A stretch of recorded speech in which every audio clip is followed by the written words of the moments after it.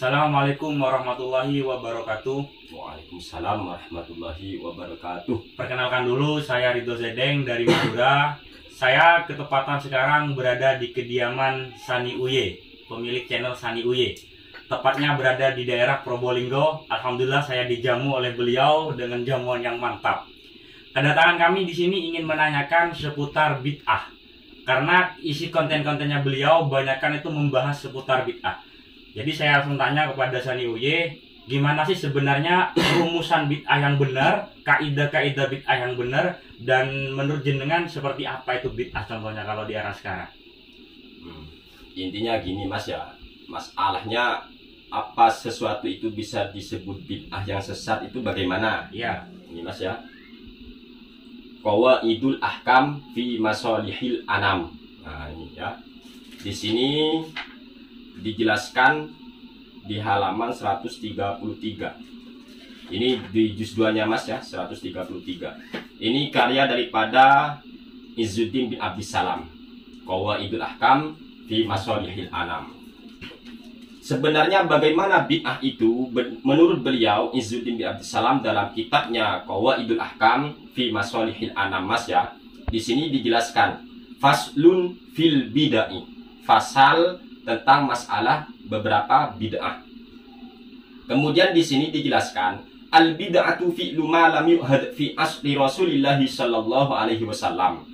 Wa hiya munqasimatun ila bid'atin wajibatin wa bid'atin muharramatin wa bid'atin mandubatin wa bid'atin makruhatin wa bid'atin mubahatin.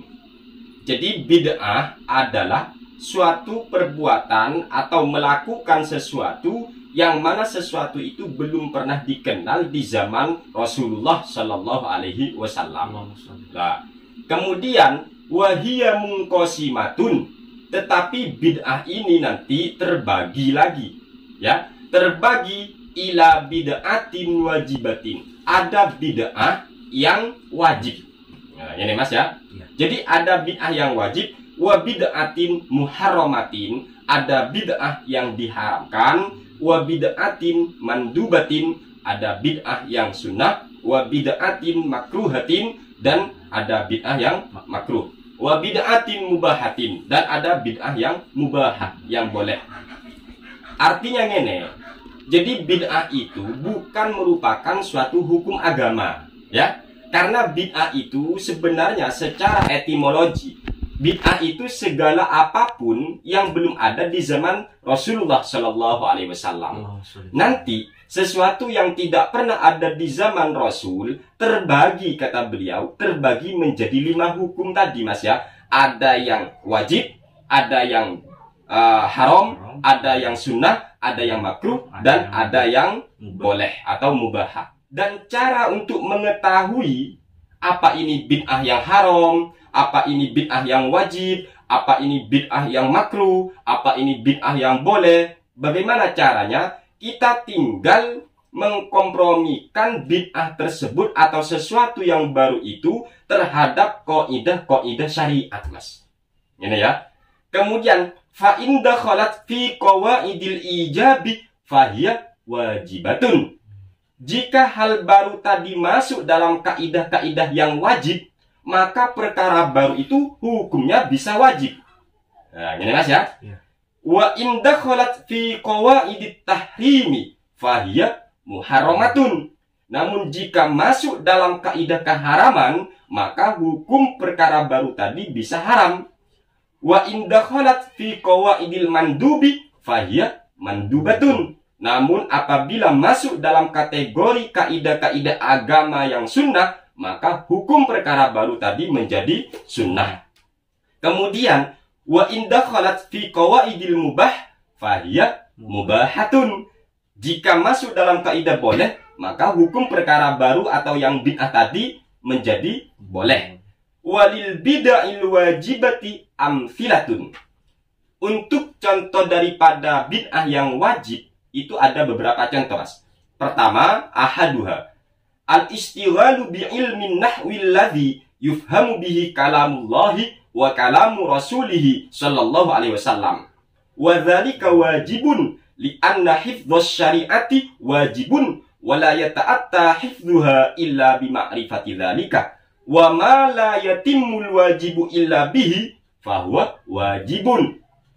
Yang pertama, contoh bid'ah yang wajib adalah mempelajari atau menyibukkan diri mempelajari ilmu nahwu, yang mana dengan ilmu nahwu itu kita bisa memahami Al-Quran kalamullah, bisa memahami sabda Rasulullah Shallallahu Alaihi Wasallam. Kenapa begitu? Li'anna hifdzus syariati wajibun, karena menjaga syariat itu merupakan perkara yang wajib. Wala yata'atta hifdzuha illa bima'rifati dzalik. Namun kita tidak mungkin mas bisa menjaga kebenaran ajaran agama ataupun ajaran Al-Quran hadis kecuali dengan mengetahui metode ilmu nahwu atau ilmu sorof dan ilmu-ilmu yang lainnya. Sehingga ilmu-ilmu yang seperti itu bisa diwajibkan bagi orang yang memang mau berdakwah. Apalagi atas dasar qala Allah Ta'ala, qala Rasulullah Sallallahu Alaihi Wasallam. Ini wa ma la yatimul wajibu illa bihi fahuwa wajibun. Sedangkan perkara wajib ini apabila tidak sempurna dengan sesuatu yang lain yang menjadi pendukungnya, maka sesuatu yang lain tadi yang bisa membuat kita benar, paham mas ya? Untuk melakukan kewajiban dengan benar tadi, maka sesuatu itu bisa menjadi wajib mas. Ini loh. Gitu. Kemudian saya lanjut mas. Ini contoh yang bid'ah yang wajib. Jadi mempelajari ilmu nahwu bagi seorang ustadz yang mau berdakwah atas nama qala Allah Ta'ala, qala Rasulullah Sallallahu Alaihi Wasallam, harus paham ilmu nahwu. Jadi kalau ada ustadz-ustadz yang tidak paham ilmu nahwu, kok malah mencomot-comot ayat Al-Quran dan semacamnya, padahal ilmu mantik belum bisa, ilmu balaghah belum bisa, ilmu ma'ani belum bisa, kemudian nahwu sharaf juga belum bisa, ini merupakan perkara yang di luar kebiasaan otak manusia sudah mas ya. Masa gak paham ilmu nahwu kok berani berdakwah, ini loh. Itu mas ya, ini contoh perkara bid'ah yang wajib. Kemudian kita lanjut mas, sambil makan mas ya. Kemudian walil bid'ahil muharramati amsilatun. Untuk bid'ah yang haram juga memiliki contoh-contoh ya. Di antaranya apa? Minha madhabul qadariyati. Lah ini mas ya. Bid'ah yang haram itu kok pemahaman, keyakinan yang dimiliki oleh kaum-kaum Qadariyah. Ngerti kaum Qadariyah mas ya? Kaum-kaum yang mana pada waktu itu meyakini bahwa manusia ini bisa merubah nasibnya sendiri tanpa Allah. Ya. Ini bid'ah namanya, bid'ah keyakinan, bid'ah akidah ini namanya ya. Gitu. Ada lagi contoh bid'ah yang haram itu adalah meyakini perkara sunnah sebagai kewajiban. Ya, ini meyakini perkara sunnah sebagai kewajiban itu bid'ah. Termasuk bid'ah itu mas ya. Nah ini loh diantaranya. Contoh lagi wa minha madhabul jabariyah. Begitu juga kaum jabariyah. Begitu juga wa minha madhabul murji'ah. Nah itu. Wa minha madhabul mujassimah. Ya, nah ini. Jadi bid'ah yang haram itu contohnya adalah madhabnya kaum mujassimah mas. Yaitu menjisimkan Allah Subhanahu wa Ta'ala. Ya, menjisimkan yadullahi fawqa aydihim, lalu dimani tangan Allah. Lagi. Itu tajsim, mujassimah, tangan.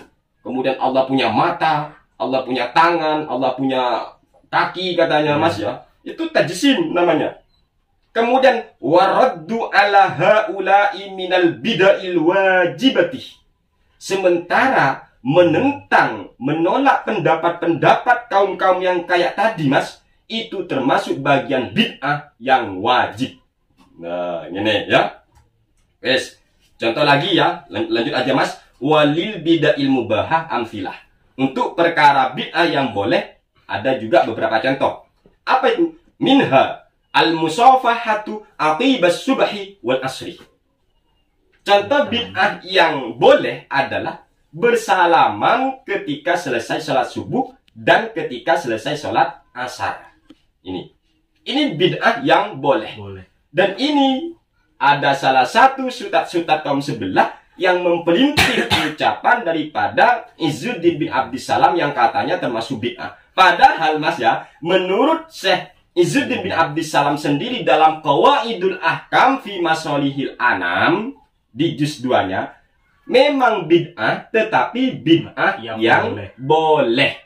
Nah, tapi mereka potong mas, bid'ah.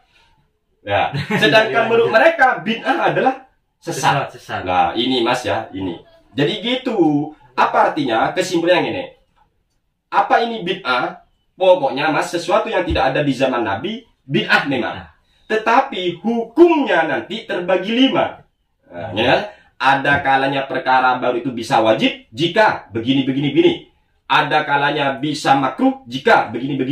Ada kalanya boleh jika begini. Ada kalanya haram jika begini. Nah, ini. Makanya kayak Imam Asy-Syafi'i membagi perkara baru ada 2. Ada perkara baru yang bertentangan dengan Al-Quran dan As-Sunnah, maka itu merupakan bid'ah yang sesat. Tetapi ada perkara baru yang sama sekali la yukhaliful kitab was sunnah wal ijma' dan semacamnya wal athar itu Mas ya. Maka hal itu tidak bisa disebut dengan bid'ah yang haram atau yang sesat. Enggak, itu ulama Mas.